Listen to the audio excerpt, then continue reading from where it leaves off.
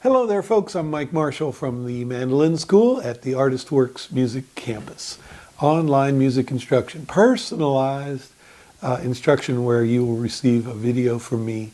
You'll send me a video and I'll send you a video back. The two videos are linked and put on our website, and you'll get advice from me about things that I think might improve your mandolin playing.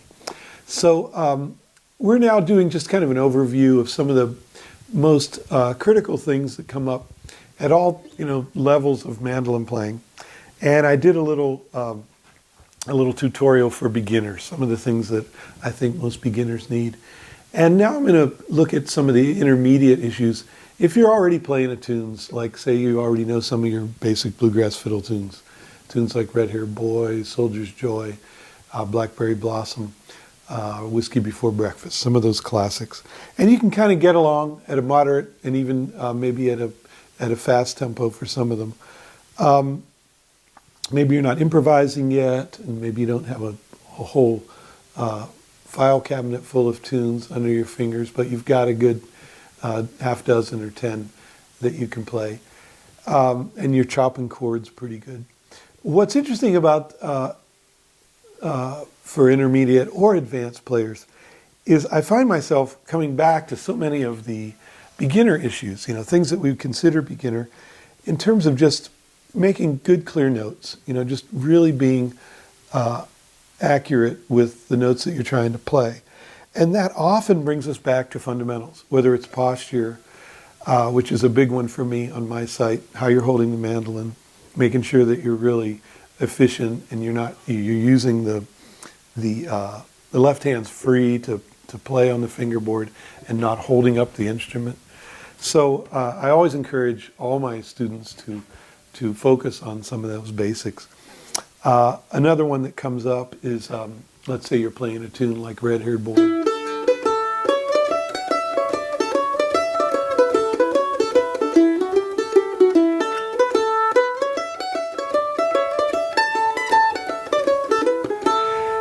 Just getting good, clear notes. This is like as basic as it is. It's a big one. And how do we do that? It often comes down to, believe it or not, is that darn upstroke. Getting that upstroke to speak as well as the down. Take a phrase like that.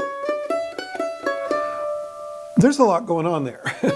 There's string crossing. There's moments where you're playing the E string as a downstroke and you need to come over and catch the A string, which is a very awkward move. It demands a little bit of a twisting motion in the right hand to get that C sharp note to really speak. And typically what happens is the downstrokes get a lot of emphasis and the upstrokes don't get as much. And that's because bluegrass music has this groove, which is really the heart of it. And what makes the music happen is the swing. And once you get to that level where you can play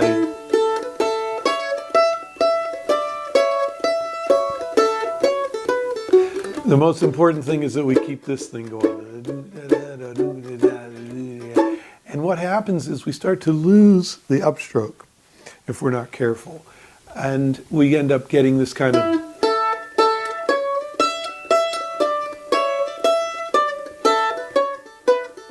and the only thing that's happening there,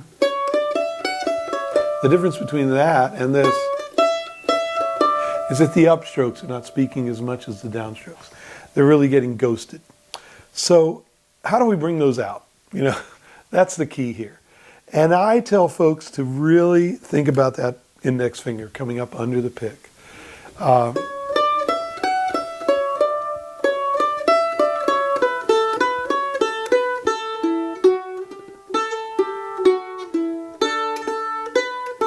Bring that upstroke out even more. Emphasize it.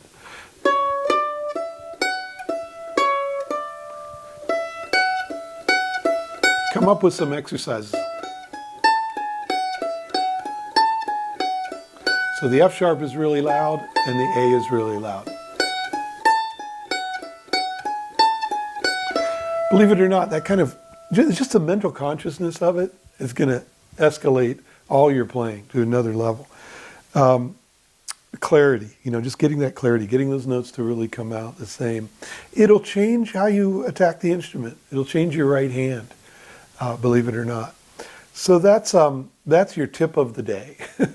Bring those upstrokes out, but always go back to those fundamentals. Slow it down. Make sure your posture is good. Don't be afraid to play things at really slow tempos. And I even tell people sometimes to play the music flat, without groove, without swing, so that you get a piece like, take something like old Joe Clark.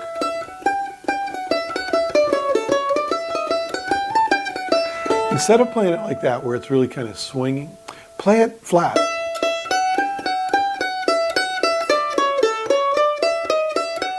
A little bit like we are talking like this.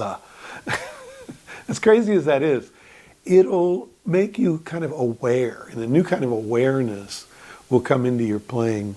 And then when you go to swing, you'll be able to control that right hand and control how much swing and which notes you want to accent in whatever way.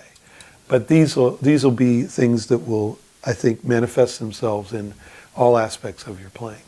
So good luck with all of that. Hope it's a little bit of insight. And come see us over at the Mandolin School. We're having a ball. Lots of musicians there, players of all levels. And I encourage you to not be shy. Send me a video. The other students are so encouraging of each other in terms of just rooting each other on.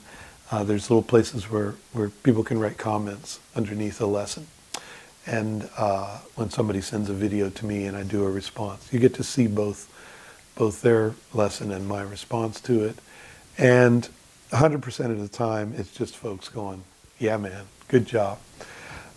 So it's a new way to learn, new way to think about passing on information, and I'm enjoying it. So hope to see you there soon, and be well, and Happy New Year.